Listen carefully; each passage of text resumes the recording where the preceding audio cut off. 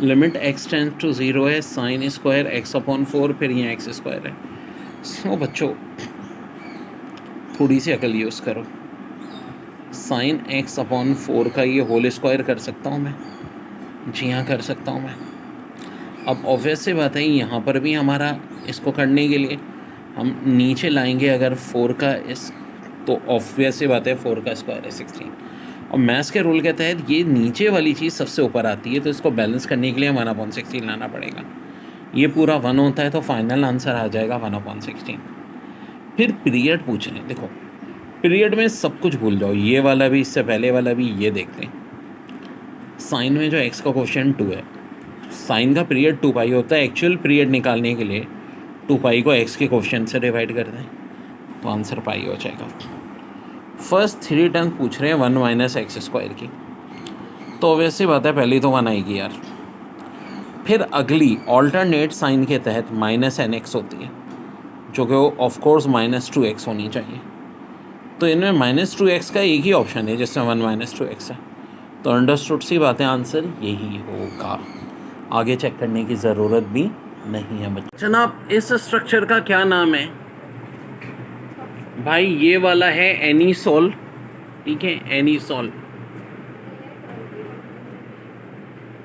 और ये वाला है बेंजोनाइट्राइल, बेंजोनाइट। सवाल है वैल्यू ऑफ, यहाँ लिमिट 2 है, यहाँ 0 है, 4e⁻2t dt। सो प्यारे बच्चों, पहले तो हम जब इसको ले लेंगे लिमिट्स, इसके इंटीग्रेशन क्या होगी? देखो 4 वैसे ही रहेगा, e⁻2t वैसे रहेगा, 2t के डेरिवेटिव 2 से डिवाइड कर देंगे। अब 4/2 2 होता है, 2 को बाहर निकाल लो। अब देखो पहले अपर लिमिट t की जगह पुट करो, 2 2 = 4, फिर 0 पुट करो, e⁻0, e⁻4 minus e⁻0, e⁻0 कितना होता है? 1 होता है। कौन सा ऑप्शन हो जाएगा? ये वाला। फिर साइन 75 पूछ रहे हैं भाई, ये तो मैं कहता हूँ बहुत अच्छी तरह याद होना चाहिए। साइन 75 जो cos 15 के बराबर होता है, डेसिमल में इतना होता है, फ्रैक्शन में इतना होता है। अब आप बोलो सर इस फॉर्म में ऑप्शन ही नहीं है।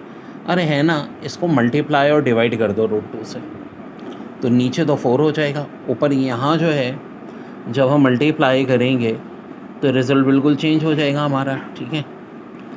यहाँ पे हम इसको जो मल्टीप्लाई करेंगे तो नया रिज़ल्ट आ जाएगा हमारा। बेसिकली इसका असल आंसर होना क्या चाहिए? ये भी थोड़ी सी इन्होंने √6 + 1/4 ये होना चाहिए बेसिकली। अब ये जो एंगल वाला सवाल है, the figure AB = AC and BC greater than AB, बड़ा ही ख़तरनाक है। State which of the following is true? x greater than 60, y less than x, y greater than 60। देखो बच्चों इस डायग्राम में ये x है और ये y है। अब अगर ये जो साइड BC है ना, ये AB से बड़ी है, और पहले ही कह रहे हैं कि AB AC इक्वल है, तो इससे भी बड़ी है। अब देखो इसका मतलब ये दोनों एंगल आपस में बराबर हैं, 50 भी हो सकते हैं, सबसे ज़्यादा 59 हो सकते हैं, 59 इससे बड़े नहीं हो सकते, क्योंकि ये वाला जो एंगल है इन दोनों से बड़ा है। तो एक बात तो तय है कि ये वाला एंगल जो भी है ना x, इसको क्या होना चाहिए? 60 से ग्रेटर होने चाहिए, क्योंकि ये साइड सबसे बड़ी है तो इसके सामने वाला एंगल भी सबसे बड़ा होगा।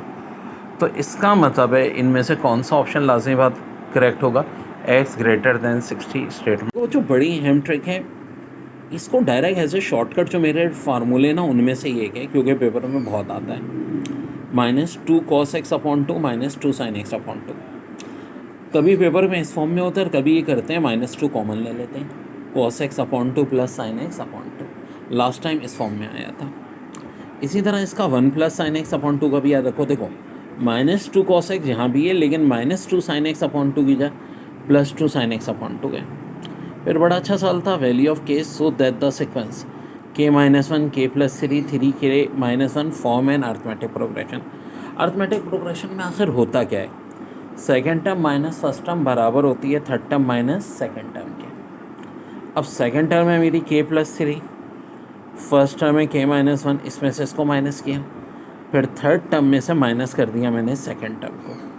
वेल बच्चों साफ दिख रहा है, k-k तो कैंसिल, +3 - 1 यहाँ से 4 बचा, 3 के -k 2 के बचा, और ये माइनस -2, ये -2 है, उधर जाके प्लस हो जाएगा। 2 के अगर 6 है तो के क्या आ जाएगा बच्चों, 3 आ जाएगा, और यही मेरा आंसर। जो बड़ा प्यारा सवाल है, इफ़ थीटा बिटवीन 90 एंड 360 और theta equal to cos inverse 2, तो थीटा होगा क्या यार? कॉसेक 2/3 का मतलब है साइन की वैल्यू √3/2, रेसिप्रोकल है। कब होती है? 60 और 120 डिग्री पे। तो यहाँ तो 90 से 360 की बात हो रही है ना, तो ऑफकोर्स 60 वाला नहीं, 120 वाला ही हमारा आंसर होगा, क्योंकि साइन 120 होता है √3/2, तो कॉसेक 120 इसका रेसिप्रोकल है, 2/√3 हो जाएगा। आंसर हुआ 120। अब ए दिया है 40, बी 20, सी 20। सबसे पहले तो हम एस निकाल लेंगे, सम करके डिवाइड करेंगे, 2 से 40 आ जाएगा। एरिया के फार्मूले में जब बच्चों पुट करेंगे तो देखो ए भी 40 है, 40 माइनस 40 कैंसिल होके आंसर क्या आ जाएगा? 0 आ जाएगा। फिर A3, B4, C5। अच्छा जी, इन सबका जो सम आ रहा है बच्चों, खैर यहाँ से हम एस और एरिया निकाल लेंगे, दोनों 6 आ जाएगा बच्चों। अब जब एस और एरिया 6 आ गया तो यहाँ 6, हाँ जी, एस भी 6, A3, तो फाइन दिख रहा है कि आंसर हमारा क्या आ जाएगा बच्चों? 2 आ जाएगा।